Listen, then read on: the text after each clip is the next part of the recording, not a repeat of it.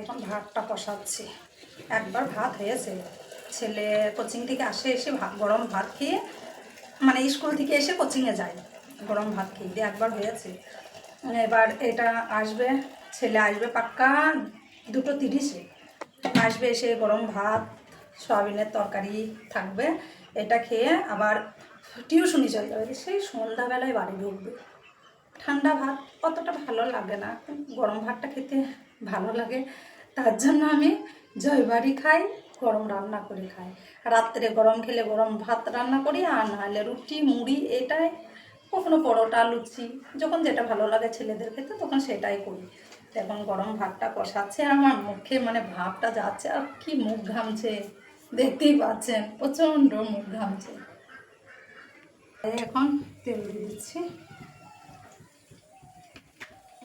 একটা তরকারিতে বেশি তেল মশলা লাগে, 2-3টে তরকারি করলে অত লাগে না, মানে একটা তরকারি মজিয়ে রান্না করতে গেলে মশলাটা একটু বেশি খরচা পড়ে।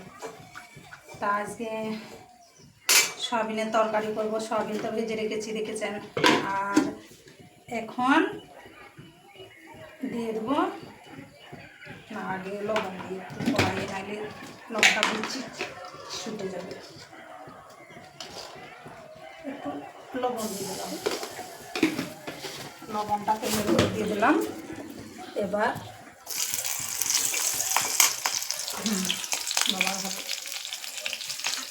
অতটা ছুটবে না, তেলের উপর লবণ দিয়ে যদি লঙ্কা ভাজা হয় তাহলে মানে তেলটা ছুটে গায়ে পড়বে না, নাহলে পটপট পটপট করে ফুটবে, ছুটে গায়ে পড়ে যাবে।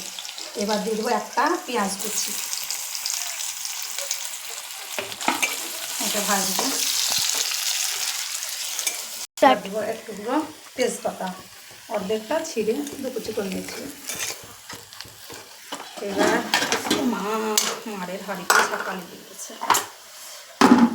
আমার খুব হাতে ছাঁকা লাগে, তাই এখানে আমি একটু মানে আদা রসুন আর 2টো এলাচকে একসঙ্গে মিক্স করে বেটেছি, এটা এখন দিয়ে দেবো।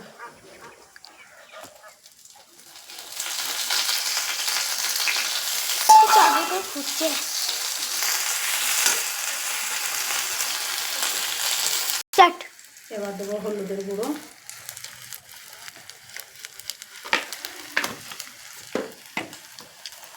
আর কালারের জন্য লঙ্কার গুঁড়োটা দেবো, আমি ঝাল খাই তার জন্য একটু ঝাল বেশি করে দিলাম।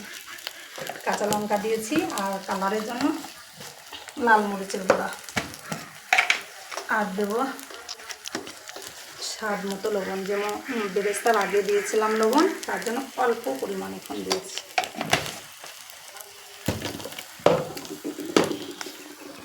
এটা এখন কষতে থাকবে।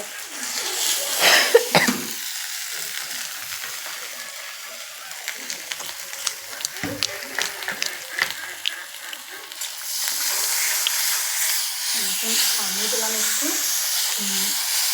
মশলাটা লেগে যাবে তার জন্য আমি পানি দিলাম, পানিটা দিলে লাগবে না।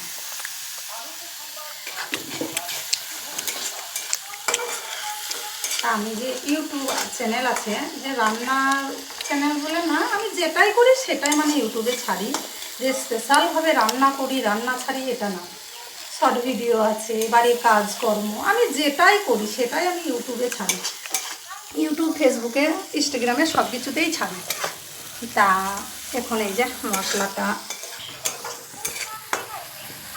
কষাচ্ছি, একটু তেল ছাড়লেই বুঝতে পারবো যে মশলা কষানো হয়ে গেছে।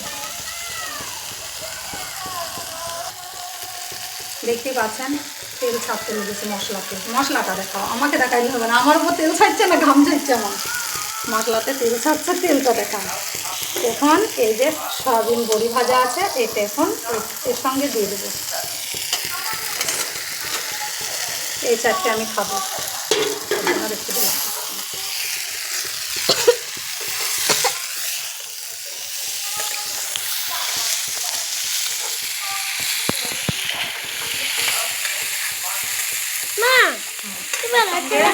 স্পেশালভাবে যেহেতু দই নেই ঘরে, তার জন্য এই যে দুধ জাল দিয়ে রেখেছি, একটুখানি দুধ দিয়ে দেবো, একটু দিয়েছি, বেশি দিই। দুধ দেবে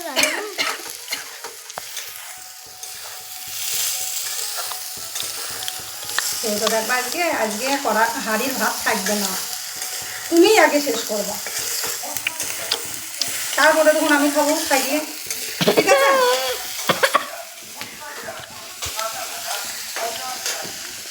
ঝাল দেখো আর একটু পানি দিয়ে দেখো।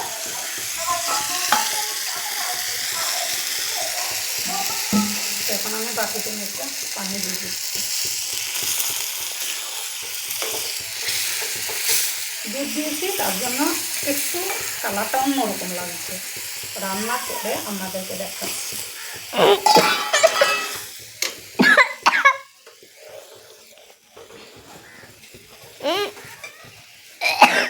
এবার আমি এটা ঢাকনা দিয়ে ঢেকে দেবো। আমার মেয়ে দুটো নিয়েছে, আগে একটা এই একটা, আর আমি মাত্র দুটো। বিসমিল্লাহ। আর ভুড্ডু ছিল ঘরে, ওইটা পুড়ালাম নামিয়ে খাবার জন্য। তো এখন ভুড্ডাটা খাবো আর রান্না করবো, তো বেশ দেখতে থাকেন। তো এখন আমি কড়াইটা খুলবো, দেখতে থাকবো। বিসমিল্লাহ।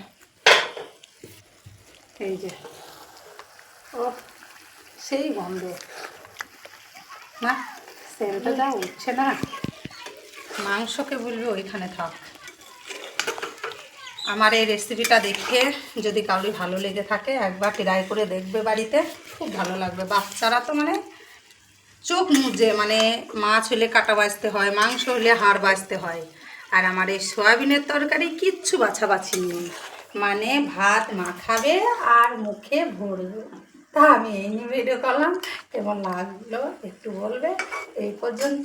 আর আমার এই যে ঘাম, প্রচণ্ড ঘেমেছি, যা গরম, তা এই নিয়ে ভিডিও করলাম, কেমন লাগলো একটু বলবে। আল্লাহ হাফেজ।